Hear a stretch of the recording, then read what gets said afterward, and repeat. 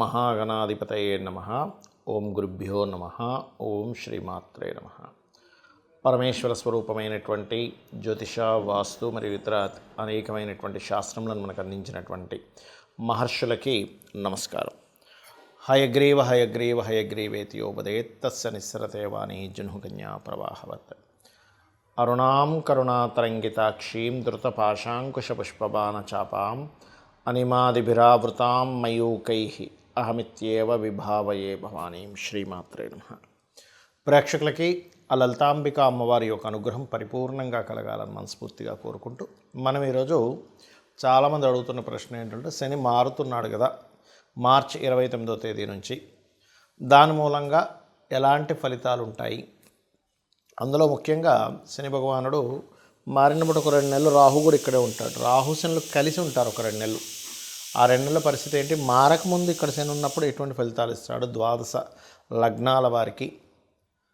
అదేవిధంగా అసలు జాతకమే తెలియదు అనుకునేటువంటి వారు, నక్షత్రము లగ్నము ఏమీ తెలియదు కొంతమందికి, అటువంటి వారు ఎటువంటి జాగ్రత్తలు తీసుకోవాలి, ఎటువంటి శుభ ఫలితాలు ఉంటాయి అనేటువంటి విషయాల్ని ఒక్కొక్క లగ్నరీత్యా తెలుసుకుందాం. అయితే ఈ విషయాలు చెప్తుంది నేనైనప్పటికీ కూడా చెప్పిస్తుంది సాక్షాత్ లలిత అమ్మవారిగా భావిస్తూ ఒక్కొక్క లగ్నం గురించి మనం తెలుసుకుందాం.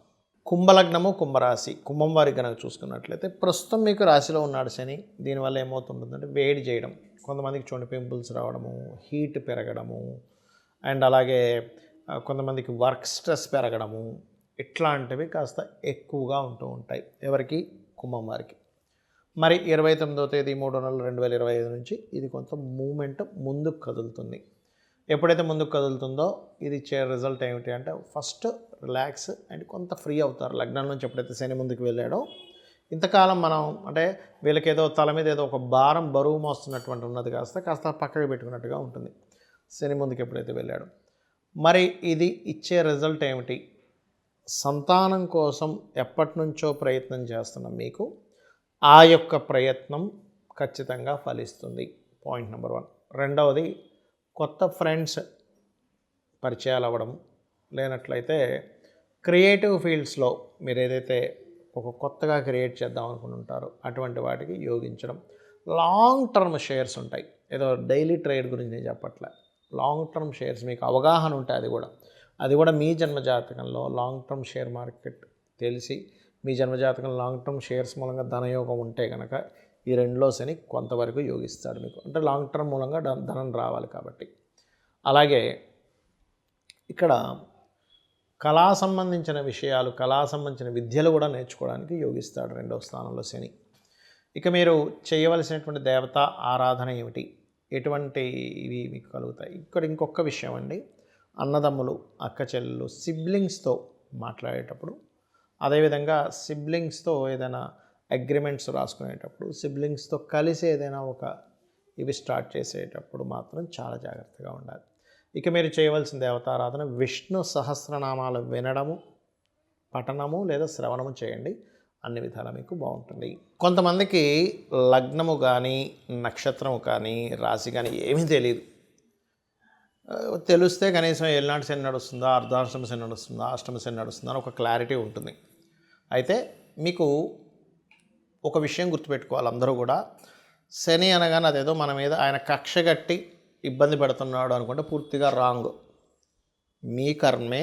నవగ్రహాలు కూడా రవి దగ్గర నుంచి 9 కూడా, అందులో 2 ఛాయాగ్రహాలు కూడా మీ యొక్క కర్మే ఆ రూపంలో వస్తుంది.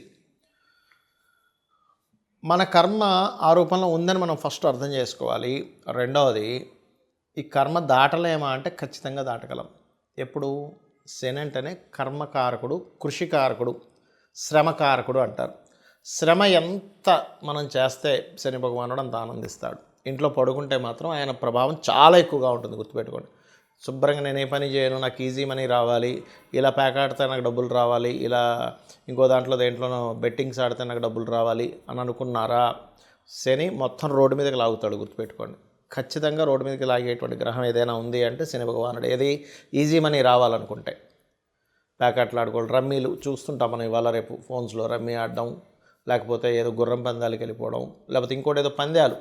అంటే వాళ్ళు తెలివితేటలు ఏమి పెట్టకుండా, ఏ పని చేయకుండా ఇంట్లో కూర్చొని నాకు డబ్బులు రావాలి, లేకపోతే గోవా వెళ్ళిపోయి ఇట్లాంటివి చేసే వాళ్ళకి శని ఎక్కడా సహకరించడు.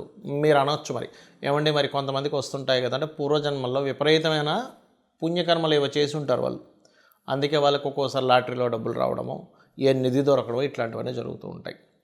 అయితే శనికున్న గొప్ప క్వాలిటీ ఏంటంటే కృషి చేశారా ఆయన ఎక్కడా మిస్ అవ్వనివ్వడండి డబ్బులు ఇవ్వడం, నథింగ్, సమస్య లేదు.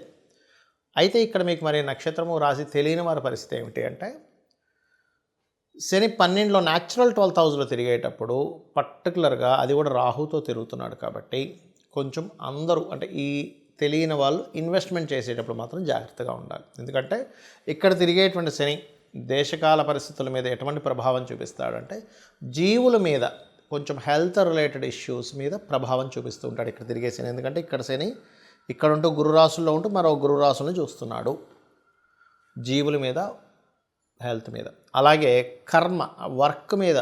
అంటే నేను మీకు గతంలో ఇక్కడికి శని కుంభంలోకి ఎంటర్ అయ్యేటప్పుడే మీకు హెచ్చరించాను 2 సంవత్సరాల క్రితమే. శని ఇక్కడ నుంచి స్లోగా మేషం వరకు వెళ్తున్నాడు. అందరూ కూడా వాళ్ళ ఉద్యోగాలతో పాటు వాళ్ళు సొంతంగా ఏం చేయగలరు, వాళ్ళకి ఏం టాలెంట్ ఉంది, ప్రతి ఒక్కరిలో ఒక గొప్ప టాలెంట్ దాగి ఉంటుంది. వాళ్ళ టాలెంట్ ఏంటో గుర్తించి దాన్ని సైడ్గా పెట్టుకొని దాని ద్వారా కూడా సైడ్ ఎంతో కొంత మనీ ఎర్న్ చేసుకునేటువంటి దీంట్లోకి జనాలందరూ వెళ్ళవలసినటువంటి పరిస్థితి రాబోతుంది. అలా వెళ్ళాలి, ఇప్పటి నుంచే మీరు సెట్ చేసుకోవాలని. అందుకని ఏంటి శనిలోకి ఎప్పుడైతే ఎంటర్ అయ్యాడో మళ్ళీ ఇంకొంచెం దాని యొక్క ప్రభావం పెంచుతూ ఉంటుంది. పెద్ద పెద్ద దేశాల్లో కొంత ఆర్థిక మాన్యాలు రావడం, కొన్ని వర్క్ చేసేటువంటి విధానాల్లో చాలా మార్పులు రావడం, కొన్ని ధర్మ విరుద్ధమైనటువంటి కొన్ని పరిస్థితులు రావడం, రాజ్య సంబంధించినటువంటి విషయాల్లో రాజకీయ నాయకు సంబంధించినటువంటి విషయాలు అనేకమైనటువంటి మార్పులు జరగడం, ఇవన్నీ కూడా జరుగుతూ ఉంటాయి స్లోగా శని యొక్క సంచారం ఎప్పుడైతే మారుతూ వస్తూ ఉందో. కాబట్టి మీకు డేట్ ఆఫ్ బర్త్ తెలిసినా తెలియకపోయినా ఏమైనా సరే ఒకటే గుర్తుపెట్టుకోండి, మీకు పనులన్నీ ఆలస్యం అవుతున్నాయి అంటే పూర్వజన్మల్లో ఎక్కడో శనికి సంబంధించిన దోషం మీరు చేశారు, అది ఈ కర్మలో ఈ రూపంలో వచ్చింది. అందుకని మీరు చేయవలసింది ఏమిటంటే శనివారాలు ప్రత్యేకంగా తైలము ఒంటికి రాసుకొని చక్కగా స్నానం చేయండి, దానివల్ల కొంత దోషం పోతుంది. రెండవది, మధ్యాహ్నం పూట నిద్రపోకండి పొరపాటును కూడా. చిన్నపిల్లలు, స్త్రీలు, బాగా ఏజ్డ్ పర్సన్స్కి సంబంధం లేదు, వాళ్ళు నిద్రపోవాలి. ఎందుకంటే వాళ్ళకి ఎనర్జీ సరిపోదు, మాటికి మేలుకు వస్తూ ఉంటుంది. మధ్యాహ్నం పూట కాసేపు నిద్రపోవాలి. ఇంట్లో స్త్రీలు ఇంట్లో పనులు ఉంటాయి, పాపం వాళ్ళు పొద్దున్నే లేచి చేస్తారు, వాళ్ళకి శనికి సంబంధం ఇబ్బంది ఏమి ఉండదు.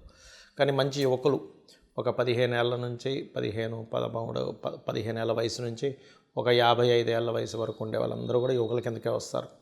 వీళ్ళు మధ్యాహ్నం పూట కాసేపు నిద్రపోవడం ఇట్లాంటివి చేయకండి, శని ప్రభావం ఖచ్చితంగా పడుతుంది. మళ్ళీ కొంతమంది సాధకులు ఉంటారు, రాత్రి సమయంలో జపం చేసుకుంటారు, రాత్రంతా అమ్మవారి జపాలు చేసేవాళ్ళు ఉంటారు, వాళ్ళు మధ్యాహ్నం పూట కాసేపు పడుకోవచ్చు, దానికేం కాదు. నైట్ డ్యూటీ చేస్తూ ఉంటారు కొంతమంది, వాళ్ళకి ఇబ్బంది ఏం లేదు. కానీ మీకు ప్రభావం పడకుండా ఉండాలంటే మాత్రం ఇవి ఖచ్చితంగా పాటించాలి. ఎక్కువగా వాకింగ్ చేయాలి, ఎక్సర్సైజెస్ చేయాలంటే మార్స్ ఎనర్జీని పెంచుకోవాలి. ఇక్కడ హోమాలకు ఎక్కువగా పార్టిసిపేట్ చేస్తుండాలి, చండీ హోమము లేదా చండీ పారాయణం చేస్తుండాలి. ఆంజనేయ స్వామి ఆలయం కానీ, నరసింహస్వామి ఆలయం కానీ, ఏదైనా శక్తి దేవత ఆలయాలు లేదా గణపతి ఆలయం లేనట్లయితే మీకు దగ్గరలో రావి చెట్టు ఉన్నా కూడా దాని చుట్టూ ప్రదక్షిణం చేసినా కూడా మీకు ఆ యొక్క దోషం అనేటువంటిది పరిపూర్ణంగా తొలగిపోతుంది. సో ఈ రకంగా చేసి మీ యొక్క అభివృద్ధి ఆ యొక్క స్వామివారి అనుగ్రహం లేదా అమ్మవారి అనుగ్రహం ద్వారా మీరు పొందాలని కోరుకుంటూ శ్రీమాత్రే నమః.